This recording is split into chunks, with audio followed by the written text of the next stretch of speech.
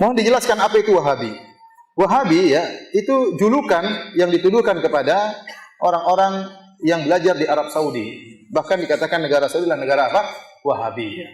Dan benar ya, kalau kita mau lihat ya, Arab Saudi, mereka sangat menghormati Muhammad bin Abdul Wahab. Syekh Muhammad bin Abdul Wahab adalah seorang ulama yang sangat dihormati oleh ulama Saudi. Kenapa? Dia pahlawan. Bagaimana bisa berdirinya negara Arab Saudi? Dahulu Saudi itu kelompok-kelompok kecil, pemerintahan-pemerintahan kecil saling bertempur di antara mereka. Muncullah Syekh Muhammad bin Abdul Wahab bekerja sama dengan Al-Imam Muhammad bin Saud, bekerja sama maka berdirilah negara Arab Saudi, kemudian disatukan seluruhnya. Makanya Muhammad bin Abdul Wahab di mata orang Saudi seperti tuanku Imam Bonjol di mata orang Indonesia. Artinya wajar jika mereka menghormati, karena pahlawan, bukan cuma sekedar ulama tapi juga apa? Pahlawan yang dengan jasa dia berilah kerajaan Arab Saudi. Namun orang-orang Saudi tidak ada yang fanatik sama Muhammad bin Wahab, kalau saleh tidak diikuti. Dia adalah ulama bermadzhab Hambali sebagaimana ulama-ulama yang lain. Kita pun di Arab Saudi tidak fanatik dengan, saya belajar di Universitas Madinah, saya tidak fanatik dengan Muhammad bin Wahab. Oleh karenanya kita pun belajar di sana fikih 4 mazhab. Kita tidak belajar mazhab Hambali, padahal Saudi bermadzhab apa? Hambali. Dan banyak guru-guru kita dari ulama Saudi yang mengatakan pendapat masalah ini lebih kuat mazhab Syafi'i, masalah lebih kuat mazhab apa? Maliki. Tidak ada fanatik sama sekali. Meskipun mereka bermadzhab apa? Hambali.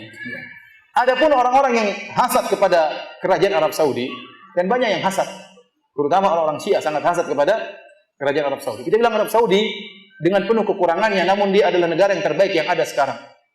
Syariat Islam ditegakkan, meskipun tidak sempurna, pasti ada kekurangan. Alhamdulillah, yang berzina dihukum, yang mencuri dipotong tangannya. Alhamdulillah, orang-orang menutup aurat. Alhamdulillah, tidak ada tempat-tempat pelacuran. Kalau ada ditangkap ya. Ada tempat pelacuran yang sembunyi-sembunyi di rumah-rumah. Saya pernah punya teman kepala Hayat Amar Ma'ruf Nahi Munkar. Dia mengatakan kepada saya, Firanda, ini bulan Ramadan saya berhasil tutup 30 rumah-rumah yang dijadikan apa?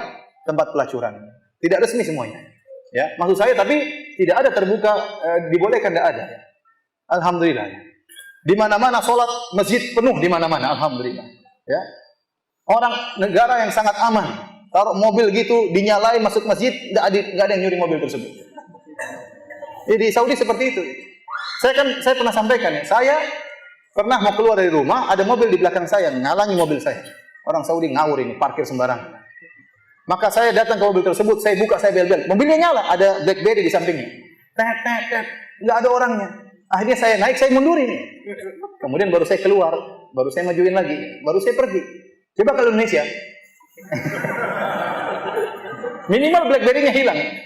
Yang jelas mobilnya juga hilang. Bayangkan sambil nyala dibiarin begitu saja. Di sana susah. Alhamdulillah.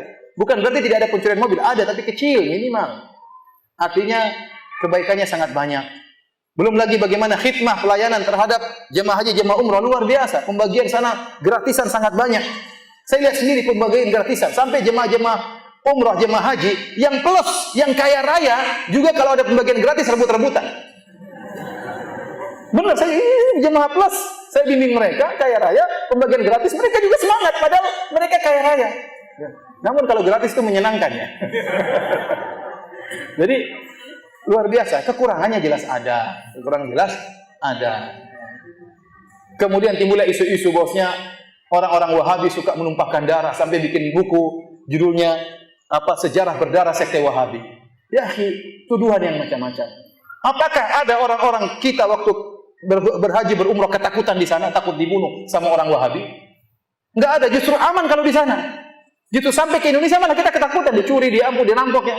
Macam-macam, pagar harus dikunci, mobil hilang ya. Di sana tidak ada ketakutan sama sekali, apa yang ditakuti? Mana haus darahnya? Apakah Arab Saudi tidak membantu negara-negara Islam yang lain? Sangat membantu. Tidak memandang itu mazhabnya apa, dibantu semuanya. Indonesia dibantu berulang-ulang. Aceh dibantu berulang-ulang.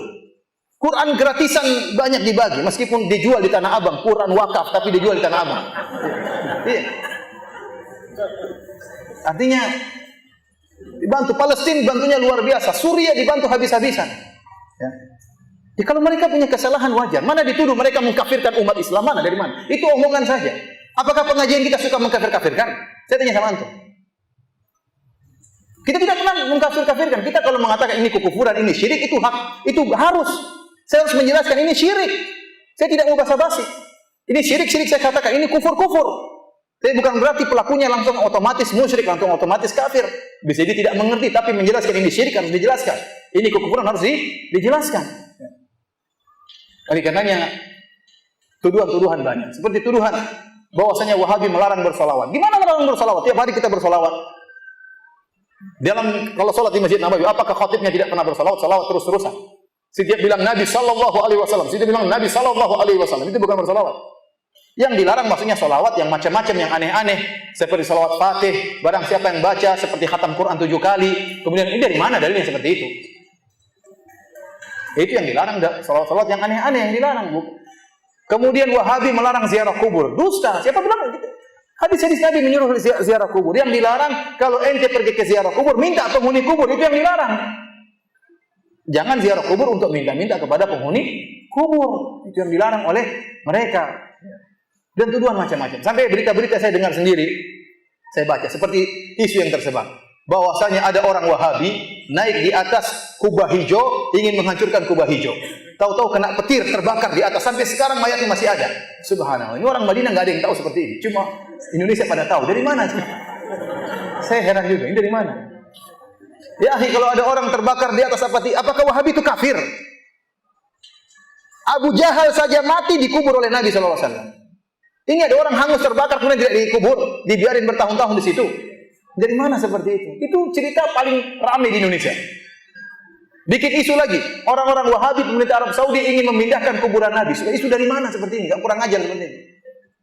Padahal pemerintah Arab Saudi ingin memperluas Masjid Nabawi. Dibuat isu supaya kita mencela, bukan memuji. Harusnya pemerintah Arab Saudi ingin melebarkan Masjid Nabawi. Bayangkan berapa duit yang mereka keluarkan. Hotel-hotel besar mereka bayar, ganti. Berapa duit, berapa triliun yang mereka keluarkan demi untuk melebarkan Masjid Nabawi untuk khidmah kepada masyarakat. Sebagian orang Syiah bikin isu bahwasanya mereka ingin memindahkan kuburan Nabi. Dari mana seperti ini? Akhirnya mencela. Yang penting mencela dulu meskipun di cross check tidak benar. Kita aja di Madinah nggak tahu ada dari mana isu seperti itu, sampai Indonesia kita sini nggak tahu. Tinggal di Madinah, tiap hari sholat dekat kuburan Masjid Nabawi, kuburan Nabi tidak tahu cerita seperti itu, tahu tersebar sana sini. Dusta. Bahkan berapa tahun lalu, 2 tahun lalu saya hajian. Saya baca di salah satu di internet, berita di internet. Orang-orang Wahabi Arab Saudi menyewa tentara Israel untuk menjaga keamanan di pelaksanaan jemaah haji. Subhanallah. Ngapain sewa tentara Israel? Masih banyak tentara Indonesia yang miskin-miskin yang bisa disewa. Bayarnya lebih murah mungkin. Sekalian hajian. Ngapain harus sewa? Emang jaga penjahat kemudian sewa apa? Tentara dari Israel. Dusta besar. Namun tersebar. Artinya para hadirin, maksud saya, sekali lagi saya katakan Arab Saudi negara yang saya lihat sangat baik dengan segala kekurangannya. Tapi kita harus memandang dengan kacamata yang adil. Ya, tidak boleh kita hanya melihat sisi buruknya, sementara sisi baiknya begitu apa? Begitu banyak. Adapun fitnah-fitnah terhadap Wahabi, ya, itu fitnah-fitnah banyak yang tidak benar. Saya katakan Muhammad bin Wahab, Syekh Muhammad bin Abdul Wahab rahimahullah, seorang ulama yang dia bisa benar dan bisa salah, dan kita tidak pernah fanatik dengan beliau. Dia tidak pernah fanatik dengan beliau.